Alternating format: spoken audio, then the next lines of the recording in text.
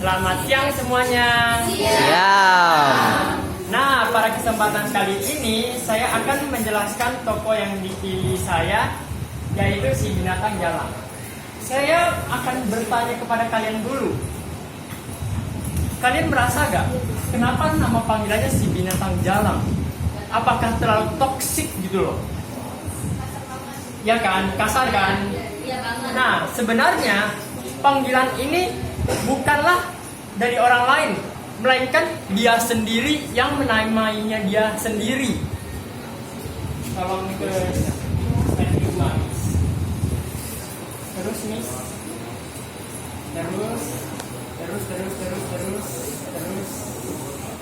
terus lagi.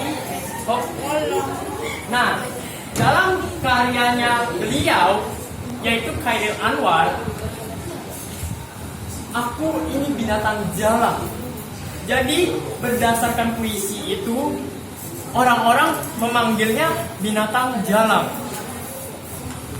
Kalau nggak ada lagi ini, maaf.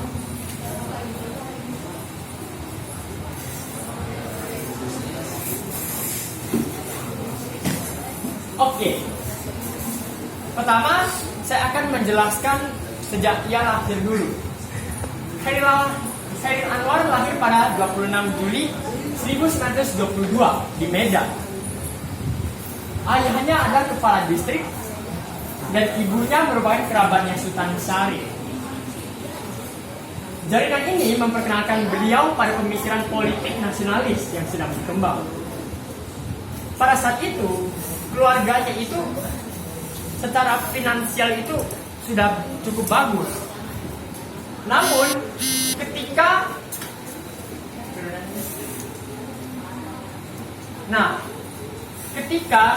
pada tahun 1940 karir sastra Chairil Anwar itu dipicu oleh perceraian orang tuanya. Jadi ketika 1940 orang tuanya Chairil Anwar itu mereka bercerai. Jadi tinggal ibunya sama Chairil Anwar saja. Pada saat itu ekonomi juga kesusahan. Nah, ia segera terlibat dalam scene sastra ibu kota. Kemahiran multi bahasa dalam bahasa Belanda, Inggris, Jerman, dan Indonesia yang diperolehnya ketika semasa sekolah.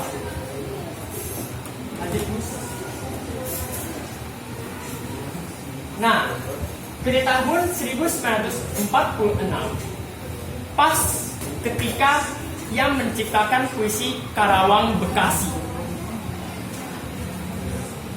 Anwar muncul sebagai tokoh pionir generasi 1945 atau lebih sering dikenal dengan Angkatan 45, gerakan sastra yang menolak sastra yang ditunduk di bawah kendali Jepang dan mencari suara baru yang revolusioner untuk Indonesia, yang menjadi pendiri Gelanggang Seniman Merdeka, dan anggotanya itu ada Asrul Sani, Rifai Apil, dan juga dia sendiri.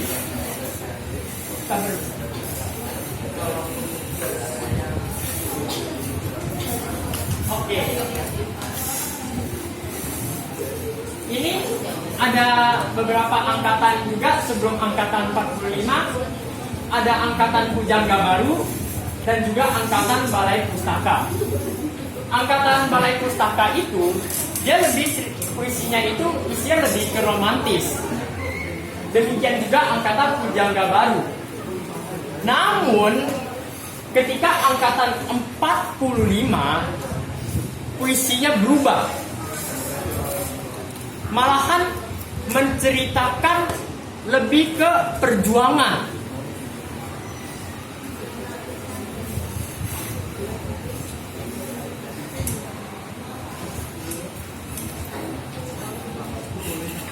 Salah satu contohnya ada ini.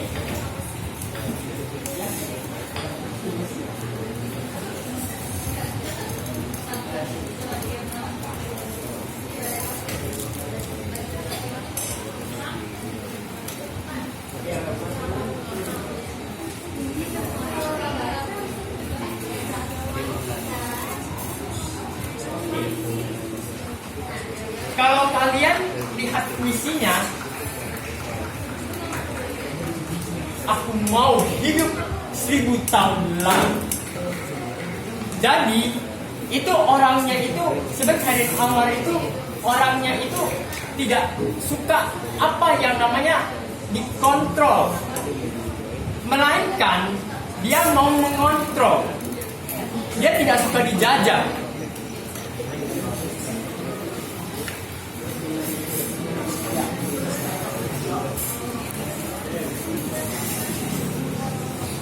Sekarang gaya hidup dan kepribadiannya, dia menjual barang bekas untuk membeli buku, kadang-kadang mencuri buku, dan juga meminjam uang dari temannya. Tapi uangnya nggak pernah dibalikkan. Meminjam tapi tidak dibalikin lagi. Karakter sosial yang pemberontak, selain itu gaya hidupnya yang sengaja merusak diri sendiri dan secara finansial tidak stabil pada saat itu. Dia itu pernah menyatakan dengan terkenal, ketika aku mati, aku tidak ingin mati di tempat tidur. Aku ingin mati di tengah jalan. Ini menunjukkan bagaimana karakternya yang sebagai pemberontak. Sehingga gaya hidup ini berdampak buruk pada kesehatannya. Dan paling terakhir, ia meninggal karena terkena penyakit sifilis, sirosis, dan juga tifus.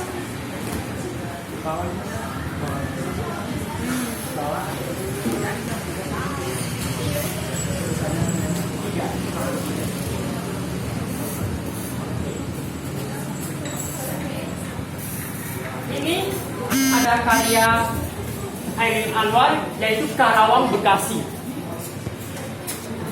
Sebenarnya Khairil Anwar pernah disebutkan dia seorang plagiat.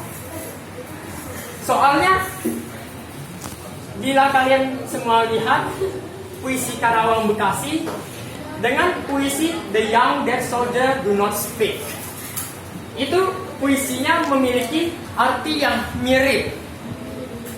Akan tetapi di puisi Karawang Bekasi kita dapat melihat bahwa ada karakternya si Khairil Anwar juga. Jadi sampai sekarang bisa dipastikan bahwa Karawang Bekasi itu mungkin terinspirasi dari The Young Dead Soldier. Balik lagi.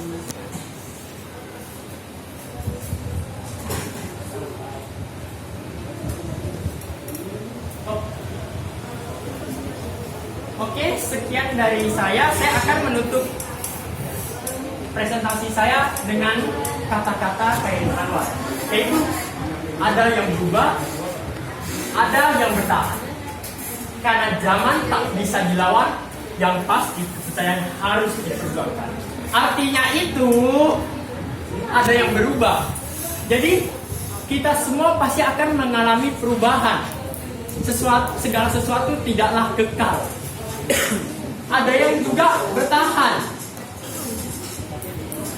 karena zaman tak bisa dilawan.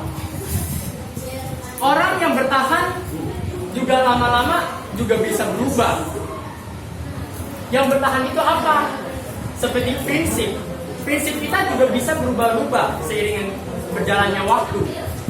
Karena zaman tak bisa dilawan. Orang yang melawan perubahan itu malahan akan berdampak negatif. Yang pasti kepercayaan harus diperjuangkan. Yang artinya itu kepercayaan yang diberikan seseorang kita harus genggam dengan erat-erat. Jangan sampai orang lain kecewa.